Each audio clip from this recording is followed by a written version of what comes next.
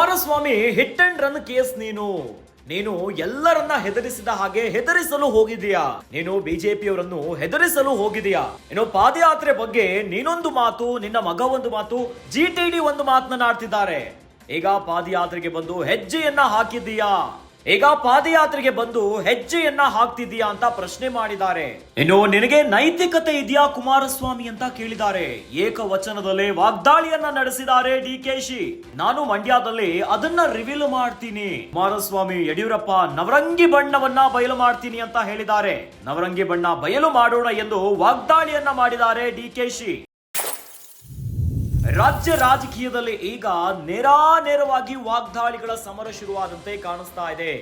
ಏಕವಚನದಲ್ಲಿ ಡಿಕೆ ಶಿವಕುಮಾರ್ ಎಚ್ ಡಿ ಕುಮಾರಸ್ವಾಮಿ ಅವರನ್ನ ಕೆಣಕು ಬಿಟ್ಟಿದ್ದಾರೆ.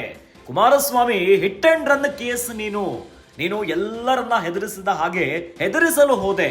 ನೀನು ಬಿಜೆಪಿಯವರನ್ನ ಕೂಡ ಹೆದರಿಸಲು ಹೋಗಿದೆಯಾ. ಇನ್ನು ಪಾದಯಾತ್ರೆಗೆ ಸಂಬಂಧಪಟ್ಟಂತೆ ನೀನೊಂದು ಮಾತನಾಡ್ತಿದ್ದೀಯಾ, ಇನ್ನು ನಿನ್ನ ಮಗ ಒಂದು ಮಾತು, ಇನ್ನು ನಿಮ್ಮ ಪಕ್ಷದ ಜಿಟಿಡಿ ಮತ್ತೊಂದು ಮಾತನಾಡ್ತಿದ್ದಾರೆ. ಈಗ ಪಾದಯಾತ್ರೆಗೆ ಬಂದು ಹೆಜ್ಜೆಯನ್ನ ಹಾಕ್ತಿದ್ಯಾ ಅಂತ ಪ್ರಶ್ನೆ ಮಾಡಿದ್ದಾರೆ. ಇನ್ನು ಕುಮಾರಸ್ವಾಮಿ ನಿನಗೆ ನೈತಿಕತೆ ಇದೆಯಾ ಅಂತ ಕೇಳಿದ್ದಾರೆ. ಏಕವಚನದಲ್ಲಿ ವಾಗ್ದಾಳಿಯನ್ನ ನಡೆಸಿದ್ದಾರೆ ಡಿಸಿಎಂ ಡಿಕೆಶಿ. ಇನ್ನು ಮಂಡ್ಯದಲ್ಲಿ ಅದನ್ನ ರಿವೀಲ್ ಮಾಡ್ತೀನಿ ಅಂತ ಹೇಳಿದ್ದಾರೆ. ಕುಮಾರಸ್ವಾಮಿ ಯಡಿಯೂರಪ್ಪ ನಿಮ್ಮ ನವರಂಗಿ ಬಣ್ಣವನ್ನ ಬಯಲು ಮಾಡ್ತೀನಿ, ಈ ರೀತಿಯಾಗಿ ವಾಗ್ದಾಳಿಯನ್ನ ಮಾಡಿದ್ದಾರೆ ಡಿಸಿಎಂ ಡಿಕೆ ಶಿವಕುಮಾರ್.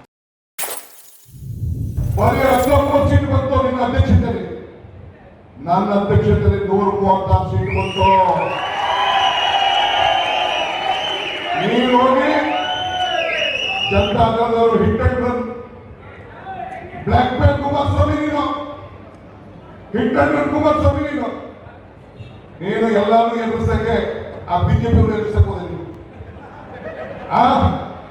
ಆ ಜಿ ಡಿ ದೇವೇಗೌಡರಿಗೆಲ್ಲ ಸ್ಟೇಟ್ಮೆಂಟ್, ಮಗನಿಗೆಲ್ಲ ಸ್ಟೇಟ್ಮೆಂಟ್, ನೀನು ಸ್ಟೇಟ್ಮೆಂಟ್. ಯಾಕೆ ಬರಲ್ಲ ಅಂತ ಹೇಳಿದ್ರೆ ಯಾಕೆ ನಡೀತಾ ಇದೆ?